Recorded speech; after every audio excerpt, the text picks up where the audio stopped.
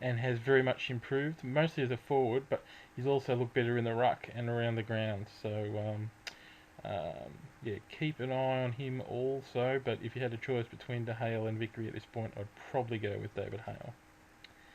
And now we just go to the rookie rucks. These will probably be your bench players. Zach Smith, I think, will play a lot of footy, and Guy McKenna expects him to play a lot of footy this year. I think he'll get the number one ruck role, because I don't expect Josh Fraser to get through the entire year, to be honest. Max Bailey, few knee injuries. Keep an eye on him at that price. If he can get some continuity footy, he's the type of ruckman that'll get plenty of points. So just really wary of his knees. That's all. So, but as maybe a fourth or so ruckman, if he starts playing some games, then he might be worth selling one of your cash cows and making some money on him on the cheap. Jamie Charman, injury riddled. I'd steer clear of him as a cheapie. Robert Campbell, injured as well with Achilles problems, so I'd steer clear of him early on in the season, see how he goes later on, and maybe around 7 or 8, I think he's coming back. Tom Derricks, one of the Tigers' young ruckmen. I think with the Tigers' ruck woes, he will get some games this year. It's just a matter of how many. I'd expect somewhere between 7 and 10, I think. As I said, I think the Tigers' ruck role will be a bit of a rotation between Brown, Derricks, Vickery and Graham this year, whilst they find a formula that works for them. And finally, Scott Lycett, the young ruckman that West Coast picked up in last year's draft.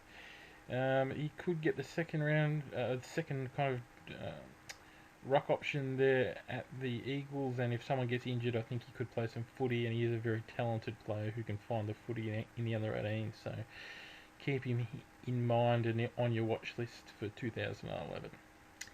That ends all the player reviews this year, so we'll just quickly go through the league codes again.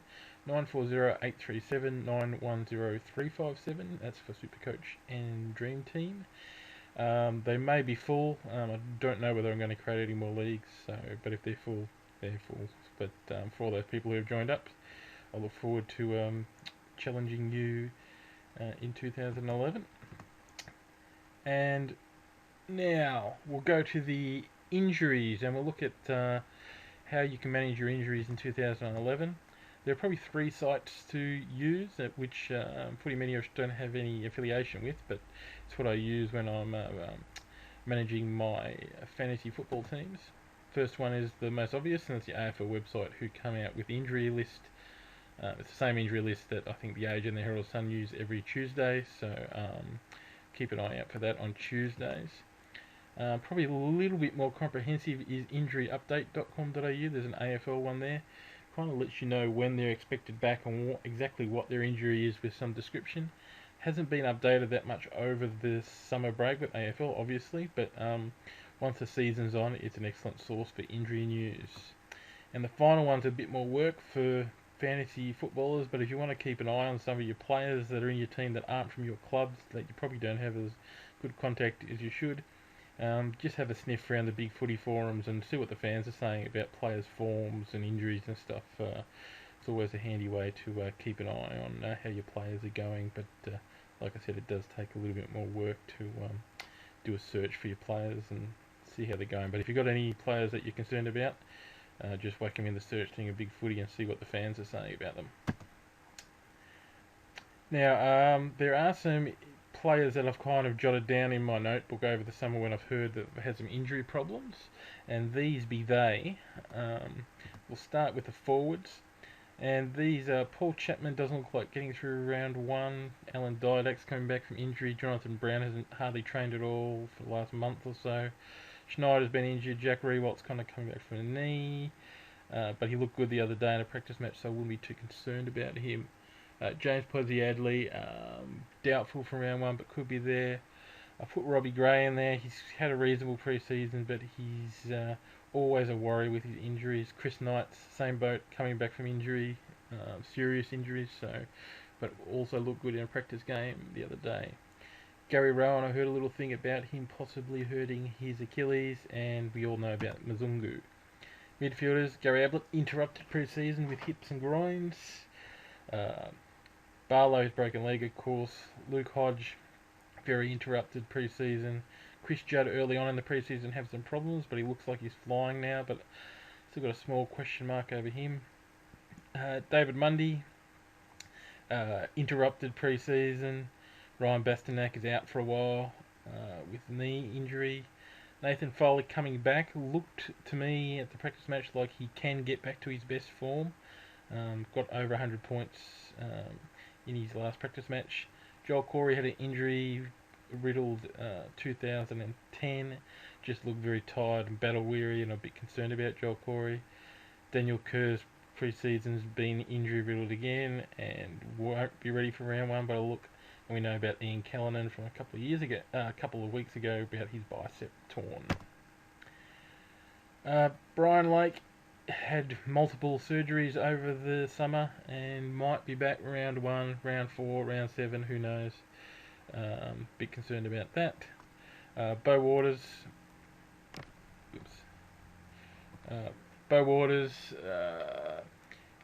he's actually been okay this pre-season, but he's kind of always got a niggle, and I've just put him in there on my watch list as someone to be concerned about. Ryan Hargrave, round 7, he won't be back till then. Andy Otten returning from a knee.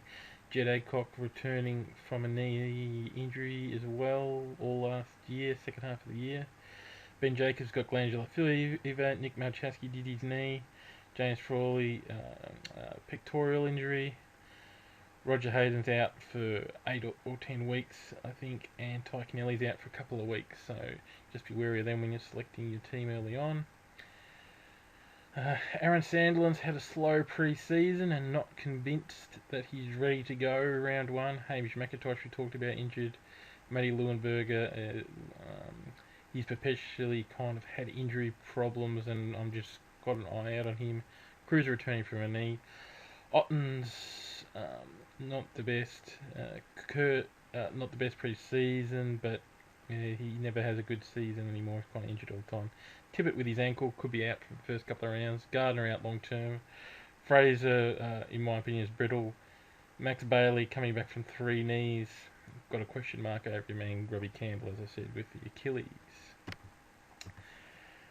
So we'll go through the final strategies now for 2011, and this will be the last one until after round 1 is completed. So I'll see you after then, so we'll just quickly run through these. As I said earlier in the first edition, I'm kind of structuring my team around having no more than 4 players from any one team in my squad, possibly 5 if you're just having one on your bench. That's probably the best way to manage it with the problems with the buys this season. And no more than 2 players in a single team in any one position. Make sure you review the Champions data stats, which come out tomorrow, Thursday the 16th of March. So you'll get all the last 3 games of all the players in the AFL. So sign up if you haven't got it, and you'll get that, and you'll be able to tinker with your team over the next week and a bit before the season starts. For round 1, when teams are selected on Thursday, try and engineer your team to get as many active bench players as you can. As soon as you can get at least a minimum of 3 games into these guys on your bench, then at least you'll start making some money and start doing some upgrades to your team. Remember, all the leagues start in round 1 this year, not in round 4. Always wait till Thursday night team announcements before you do any trading at all. Don't make knee-jerk reactions and trades on Monday morning when you get to work and your superstar hasn't done as you wish. So, but by all means, start doing your research into players that you may look at trading on the Thursday night and make up a watch list for the week. Use dual position players wherever it's sensible to do so. Don't just choose them because they're dual position players. But if you've got a chance to get a dual position player in that you're happy with, and you can engineer it that way, then it's going to save you some trades during the season without any doubt. once you're happy with your team, look at the fixture for rounds 4, 5, or 6, where in each of those rounds 3 teams have a bye, and just do a hypothetical look at what you do to your team and see where it sits in each round and whether or not you can field the full side without using any trades or anything. If you're not really concerned about your overall rank, with your overall rank, then it's probably not going to make any difference if you're only concerned about your league. But if you're looking at doing really well overall, then you'll definitely need to have a look at that. Choose your captaincy before the season and stick to it. Don't shuffle your captaincy around to try and see, Alan Dynak's playing Gold Coast this week, so I'll make him my captain this week.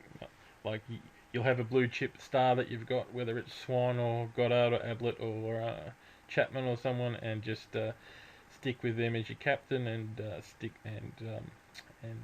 also your vice captain. So just stick to that through the year and be consistent with it.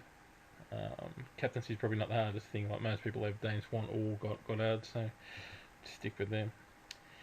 And finally, this Dreamteam and Supercoach Gold 14-day free trial.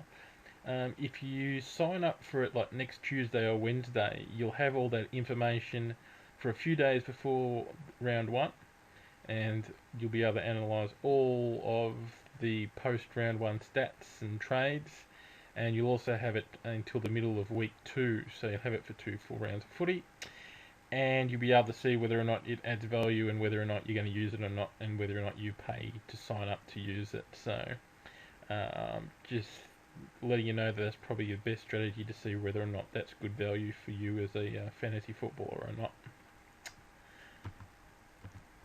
And that's it. That's all.